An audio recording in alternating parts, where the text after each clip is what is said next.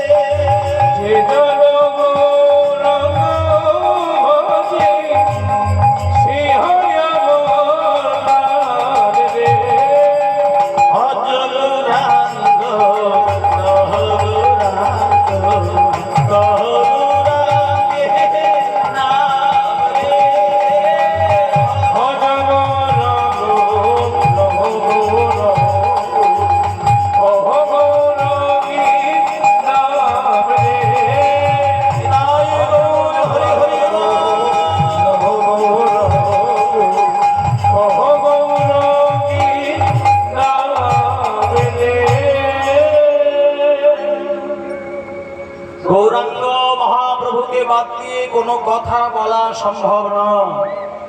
চৈতন্য মহাপ্রভুর কৃপা লাভ যিনি করতে পেরেছেন, আমি ওনার উদ্দেশ্যে বলবো, রাধারানীর নাম, কৃষ্ণ নাম, কালী নাম, ভোলানাথের নাম করতে লাগবে না। চৈতন্য দেবের কৃপা পেয়েছেন মানে আপনি 33 কোটি দেব দেবতার কৃপা পেয়ে গেলেন। মহাপ্রভুর কৃপা বাঙালির যদি হতে পারে, মায়েরা, নিত্যানন্দ শ্রী গৌরচন্দ্র, এই দুই শক্তিকে কেউ যদি হৃদয়ে ধারণ করতে পারে নামের দ্বারা, আর কিছু করার প্রয়োজন নেই। কারণ যে গৌরাঙ্গকে আপনি চৈতন্য মহাপ্রভু বলে জানেন, তেনার মধ্যেই ভগবান শ্রীকৃষ্ণ আর রাধারানী দুই শক্তির মিলিত প্রকাশ। এবং সেই চৈতন্য মহাপ্রভু আমাদের এই বাংলার ঘরের ছেলে, যিনি জন্ম নিয়েছিলেন নদিয়ার নবদ্বীপে। ও মায়েরা, নদিয়ার নবদ্বীপে সচিমায়ের একমাত্র সন্তান